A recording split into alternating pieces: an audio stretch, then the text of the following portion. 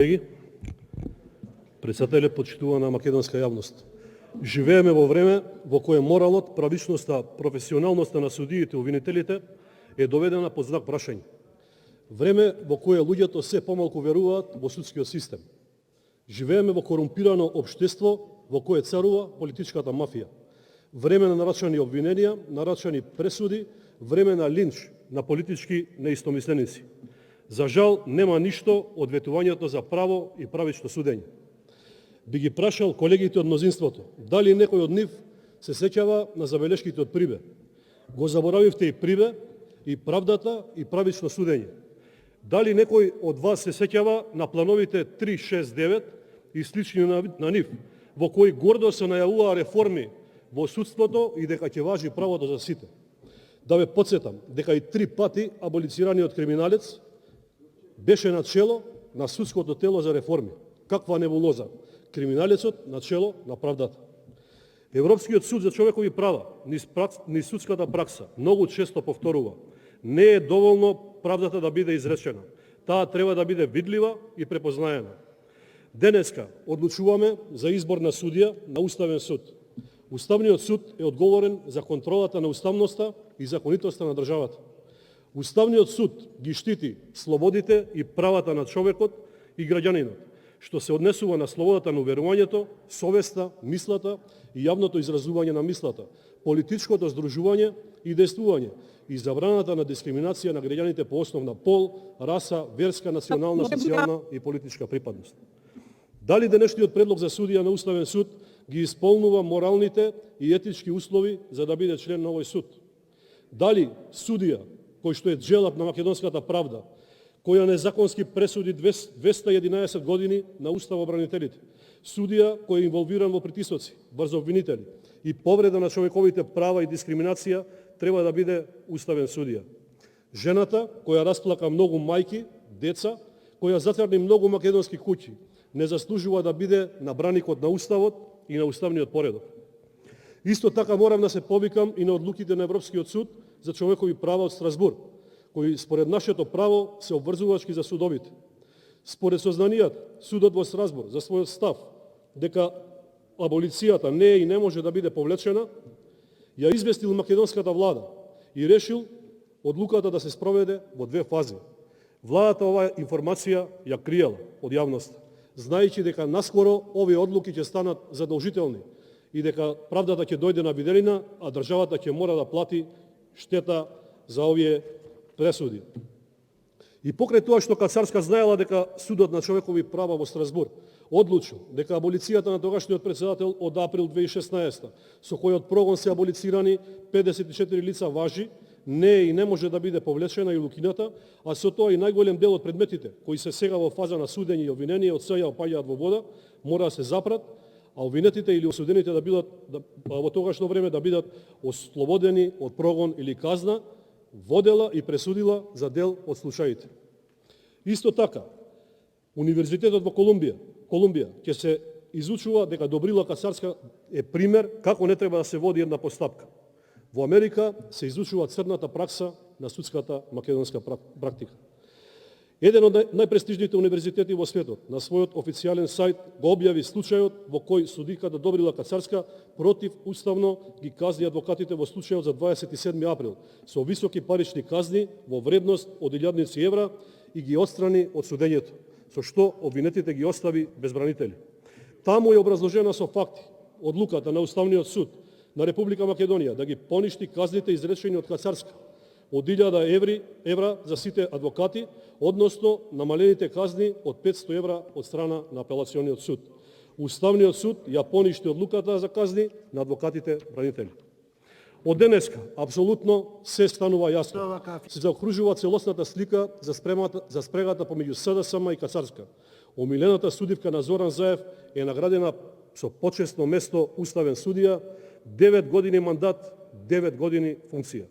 Добрила Кацарска, судија од Кривичниот суд во Скопје, е предлог за судија на Уставниот суд кој го утврди судскиот совет едногласно.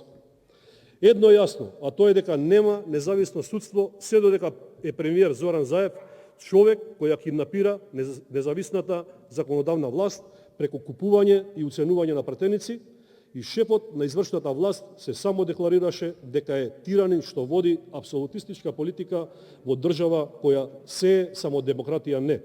Од тука продолжува и со киднапирањето на судската власт во Република Македонија. Почитувани граѓани, стигна наградата за пресудите тенк, транспортер, 27 април и други предмети. Уставобранителите се во затвор, а криминалците се на слобода. Кацарска судеше пресуди драконски казни за случајот тенк, 27 април, потоа и за процеси од СЈО, а беше дел и од судскиот совет што го исчисти Зоран Заев од предметот подкуп. Кацарска ја осуди Гордана Јанкуловска за мерцедесот во кој што се вози Зоран Заев и го осуди Митко Чавков, значи двајца министри за внатрешни работи од претходната влада. Сега мандатот во уставен треба да и биде награда за испорачаното за потребите на политичката мафија. После овој предлог за Добрила Кацарска да биде дел и да има мандат во Уставниот суд, никој во оваа држава од власта нема право да убедува дека владата планира борба со корупцијата и владење на правото. 16 обвинети во собранието од 27 април добија вкупно 211 години затвор за терористичко загрозување на уставниот поредок и безбедност. Судени од судски совет под диригентска палка на Кацарска на рочишта за главна расправа кои траат повеќе од 8 часа, спротивно на Европската конвенција за човекови права, при што беше повредено правото на судење во разумен рок, правото на адекватно време и простории за подготовка на одбраната, особено кога обвинетите се во притвор, како и способноста на учесниците во постапката соодветно да ја презентираат својата теорија на случај, но и способноста на судот да ја следи расправата со должно внимание. Меѓу другото, осуди недолжни луѓе кои денеска се по македонските затвори само затоа што си ја сакаат Македонија. Ќе дојде правдата, почитувани граѓани, правдата е порано секогаш стигнува до целта. Но каде е одговорноста за физичкото насилство на шарените, кои со бекатон, плочки и железни шипки ги кршеат черепите и вилиците на полицајците, кои доаѓаа од цела Македонија и работеа по 24 часа, дека ги мачкаа со поликолор и со разни бои. Каде е одговорноста за овие насилници? Нема, затоа што беа употребени, а потоа и злоупотребени.